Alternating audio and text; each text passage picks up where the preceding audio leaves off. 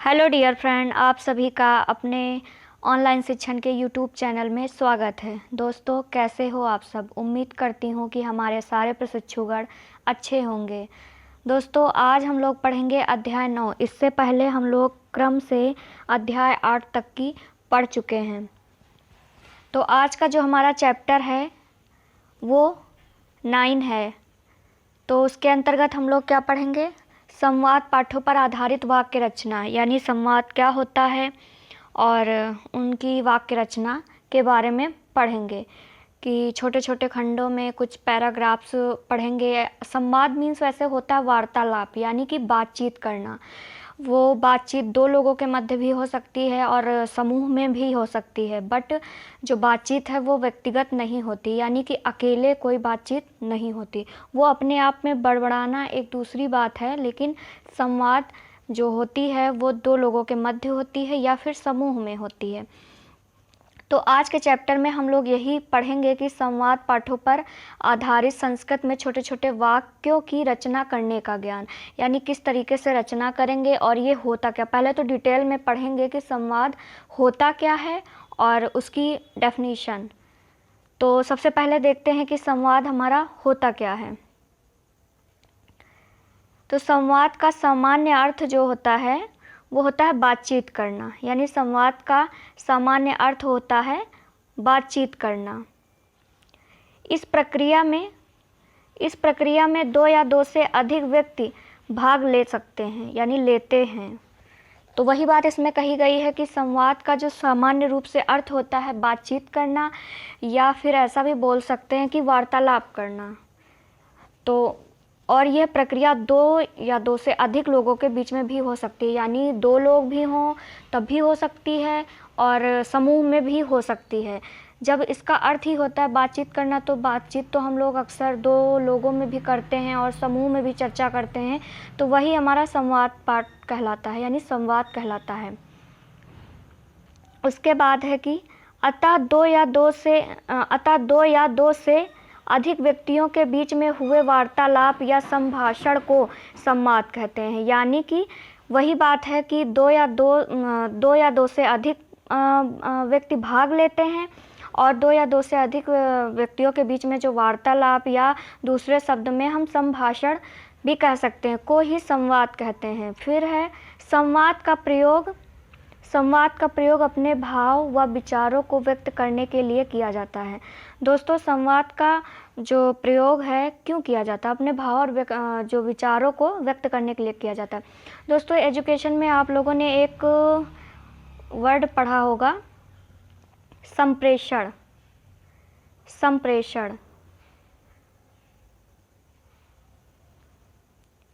संप्रेषण का अर्थ क्या होता है?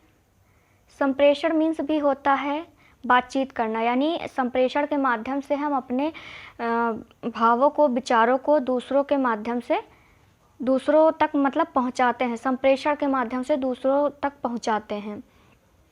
क्लियर दोस्तों? उसके बाद देखते हैं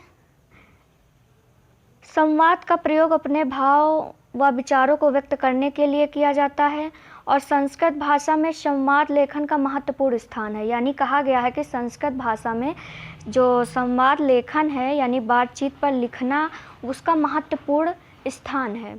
यानी कि इसमें पैराग्राफ दिया होगा, आपस में बातचीत का कुछ वार्तालाप हुई होगी, तो वही चीज़ है कि संवाद लेखन का बहुत बड़ा यानी महत्व है, स्थान है संस्कृत भाषा में। इसके द्वारा छात्रों को संस्कृत भाषा में छोटे छोटे वाक्यों की रचना करने की प्रेरणा मिलती है। यानी संवाद के कारण ही जो है छात्रों को संस्कृत भाषा में छोटे छोटे वाक्यों की रचना करने की प्रेरणा मिलती है। क्लियर? अब उत्तम संवाद लेखन की विशेषताएं, यानी देख लेते हैं कि किन किन कारणों से हम संवाद को उत्तम यानी कि अच्छा, सर्वोत्तम बना सकते हैं। कौन कौन सी विशेषताएं होनी चाहिए जिनके कारण अच्छा हो सकता है संवाद? तो निम्नलिखित विशेषताएं हैं, यानी कि एक अच्छे संवाद में निम्नलिखित विशेषताएं होनी चाहिए। तो कौन कौन सी होनी चाहिए?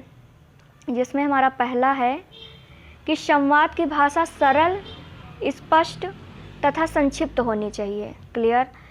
भाई संवाद की भाषा जब सरल होगी और स्पष्ट होगी, संक्षिप्त रूप से होगी, तभी तो वो अच्छा होगा। फिर दूसरा है पॉइंट जो है कि संवादों में रोचकता तथा प्रभावशीलता होनी चाहिए। ये भी बिल्कुल राइट है। संवादों में जब तक रोचकता यानी कि रुचि हमारी नहीं आएगी और प्रभाव नहीं डालेगा, प्रभावशीलता यानी नहीं होगी, तब तक संवाद लेखन अच्छा हो ही नहीं सकता। फिर नेक्स्ट है कि संवाद विषयों तथा पात्रों के अनुकूल होने चाहिए, यानी जो संवाद का विषय है वो पात्रों के अनुकूल होना चाहिए। क्लियर।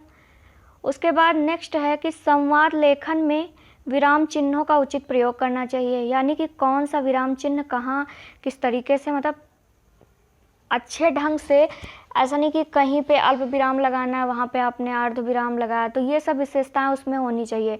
कहाँ पर पूर्ण विराम लगाना है, कहाँ पर विस्मयाद बोधक का चिन्ह लगाना है, जहाँ पर आश्चर्य की बात होगी या कोई डर या भय जैसा कुछ संकेत होगा, तो उस तरीके से विराम चिन्हों का प्रयोग करना है।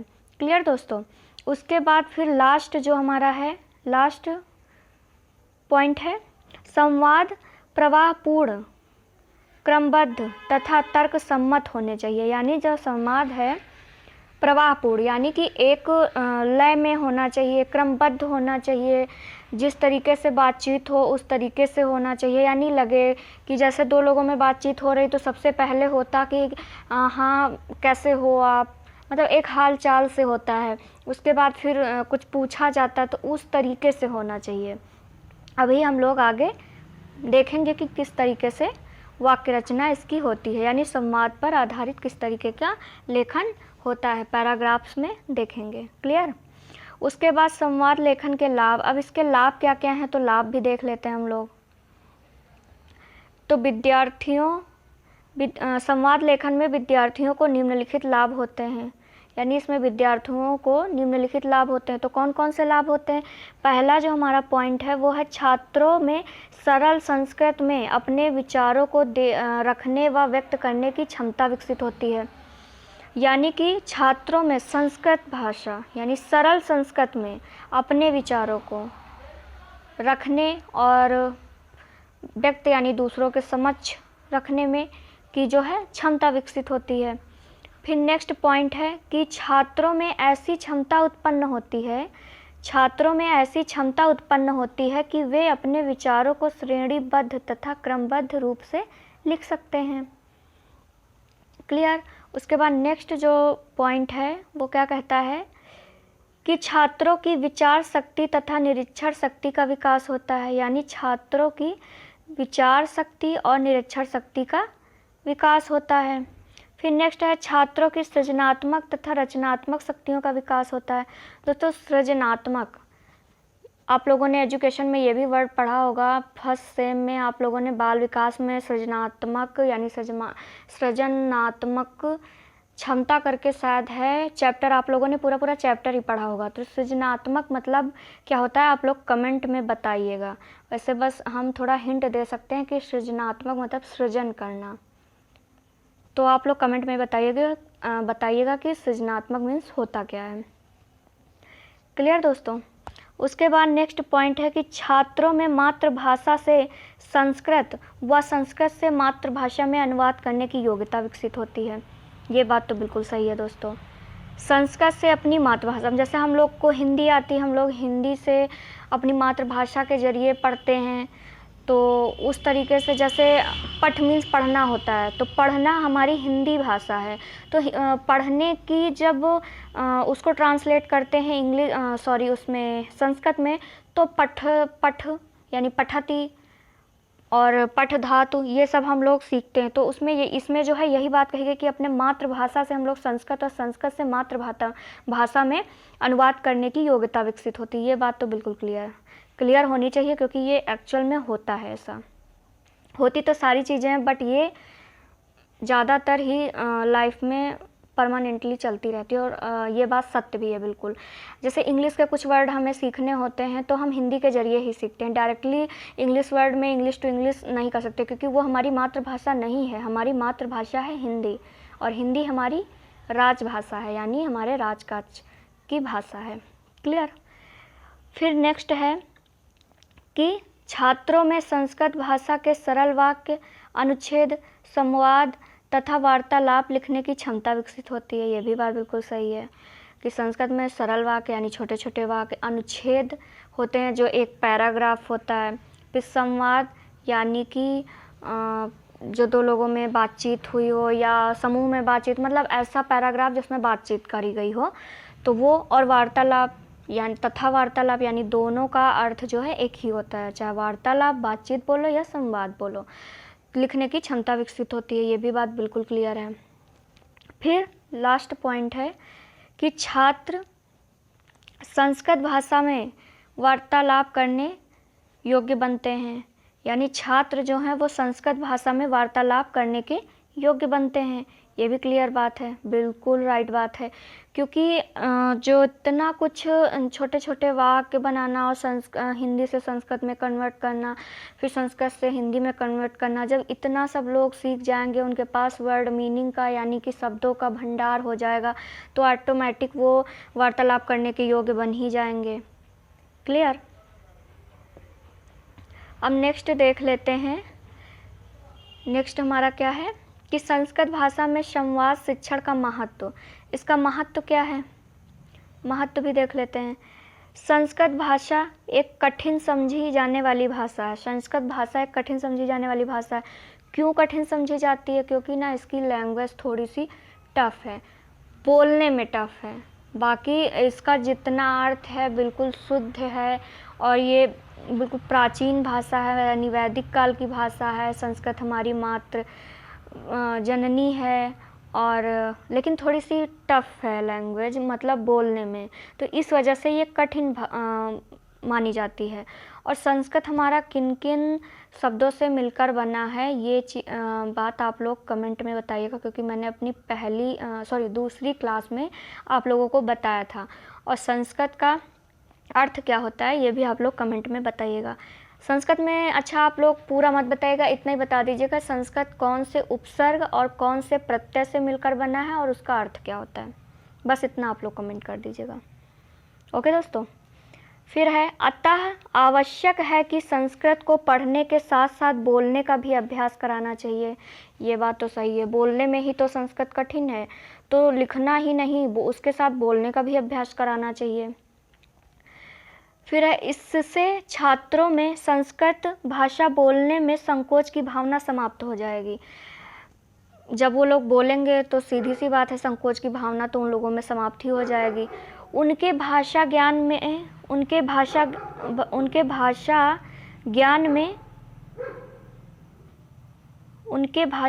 में ये दोस्तों कट गया है कुछ।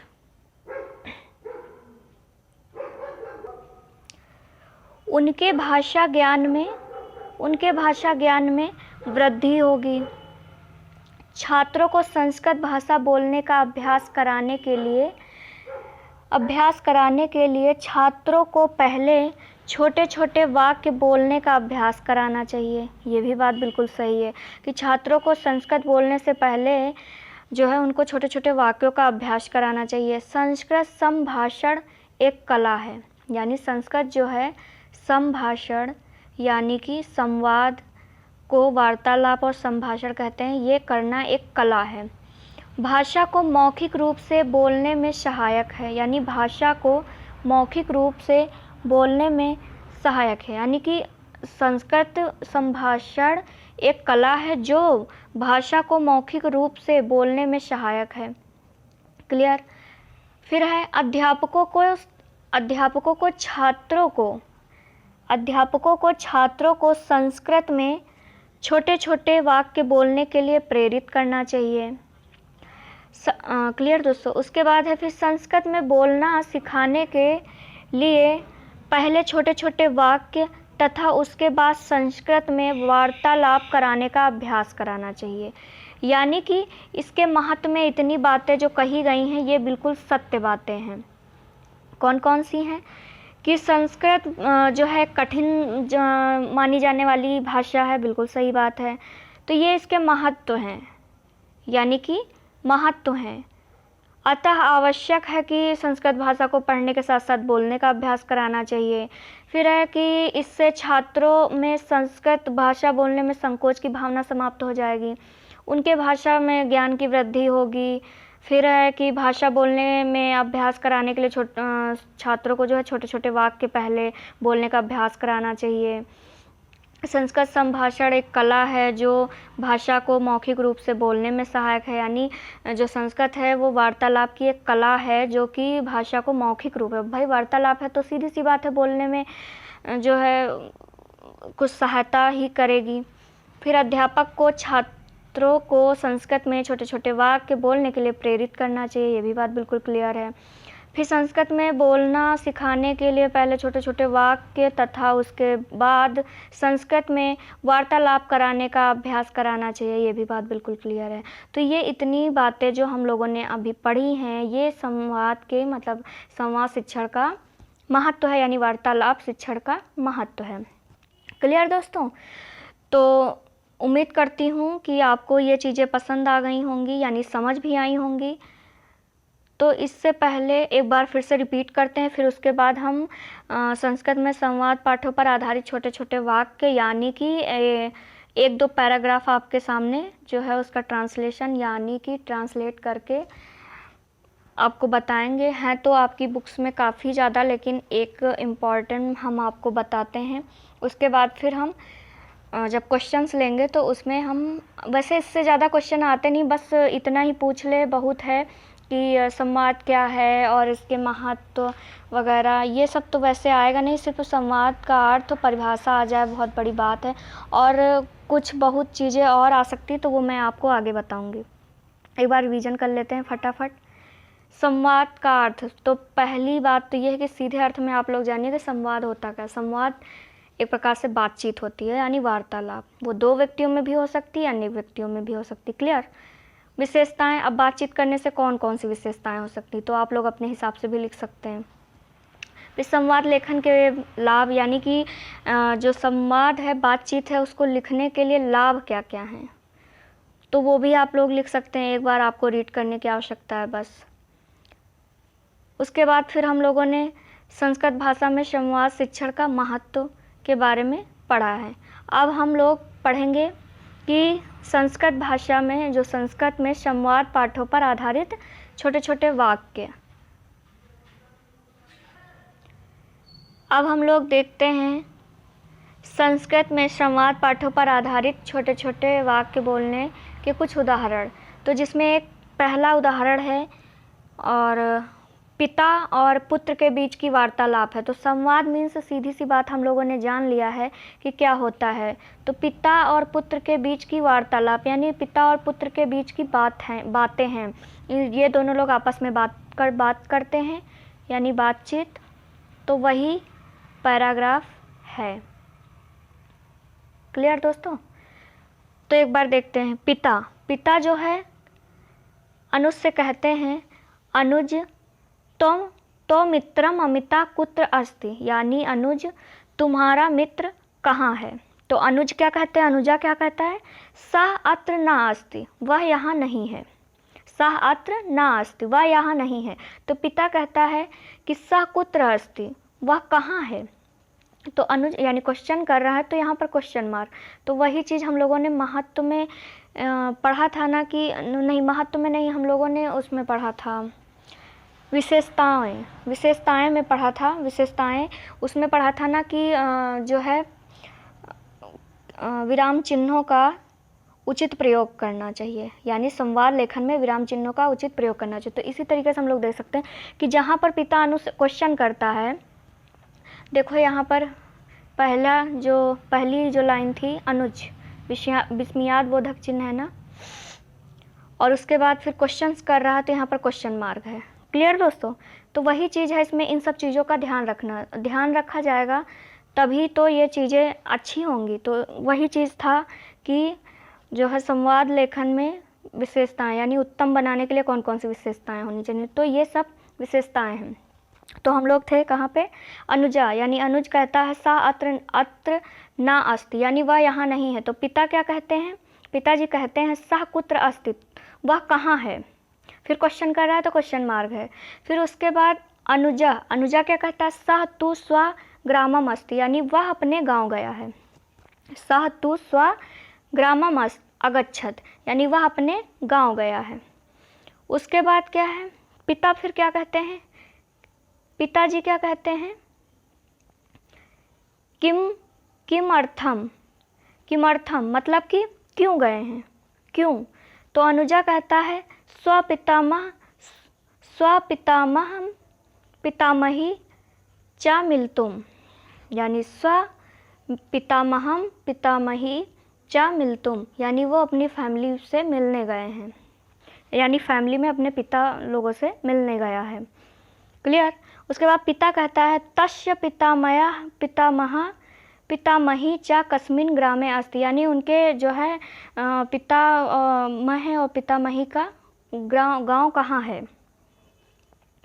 तो अनुजा कहता है पंजाब प्रदेशस्य कीरतपुर नाम ग्रामे, यानी उनके जो गांव का नाम है पंजाब प्रदेश के कीरतपुर गांव है, यानी जहां वो गया है वो पंजाब प्रदेश है और कीरतपुर गांव का नाम है। क्लियर दोस्तों। तो फिर पिता कहता है वाह वाह, यानी तारीफ कर रहे हैं, तो यहाँ पर देखो विस्मयादिबोधक का चिन्ह है। क्लियर। अति सुंदरम स्थानम तत्, यानी वाह बहुत सुंदर स्थान का नाम है। तो इस तरीके से हमारे जो है छोटे छोटे संवाद पर आधारित छोटे छोटे पैराग्राफ थे, तो हम एक पैराग्राफ आप लोगों के समक्ष लाए हैं जिसका हम लोगों ने हिंदी में अनुवाद करके देखा है। अब इसके बाद हम लोग अपना नेक्स्ट जो है चैप्टर पढ़ेंगे। तो उम्मीद करती हूँ कि आप लोगों को ये वीडियो अच्छा लगा होगा, और आपकी बुक्स में और ऐसे पैराग्राफ्स दिए हैं तो सारे तो वीडियो में बताना पॉसिबल नहीं, क्योंकि वीडियो काफ़ी लंबा हो जाएगा, फिर देखने में भी आप लोग बोर हो जाएंगे, बोलेंगे कि कितना लंबा वीडियो बना दिया। तो इस वजह से हम एक आपके सामने लेकर आए हैं। वैसे ये सब आपके एग्ज़ाम में इतना लंबा पैराग्राफ नहीं आएगा, बस डेफिनीशन पूछ ले बहुत बड़ी बात है। और कुछ क्वेश्चंस भी पूछ सकता है, कि जैसे एक क्वेश्चन है कि दीपावली की शुभकामना में मतलब क्या बोला जाता है, दीपावली की शुभकामना अगर देनी है तो क्या बोला जाएगा। तो दीपावली शुभ सायं, यानी दीपावली शुभ सायः, जिसका अर्थ होगा दीपावली की शुभकामनाएं। एक बार मैं लिख के बताती हूँ, दीपावली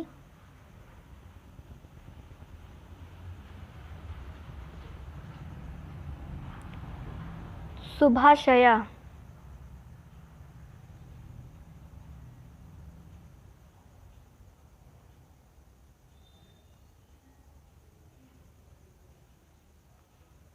क्लियर दोस्तों। दीपावली शुभाशया, इसका हिंदी जो अनुवाद होगा दीपावली की शुभकामनाएं। इसकी जगह पे अगर पूछ ले आपसे कि होली की शुभकामनाएं, तो उसका क्या होगा, होली शुभाशया। क्लियर दोस्तों। तो उम्मीद करती हूँ कि आप सभी को ये वीडियो अच्छा लगा होगा, और वीडियो अच्छा लगा है तो आप लोग वीडियो को लाइक और चैनल को सब्सक्राइब, और अभी तक आप लोगों ने अगर टेलीग्राम ग्रुप नहीं ज्वाइन किया है तो वो ज्वाइन कर लीजिए, क्योंकि टेलीग्राम ग्रुप ज्वाइन करने से आप लोगों को PDF फ्री में मिल जाएगा, और बाकी इन्फॉर्मेशन जो दी जाती है वो भी आप लोगों को मिल जाएगी। तो इसी बात से मैं अपनी वाणी को विराम देती हूँ। Thank you class.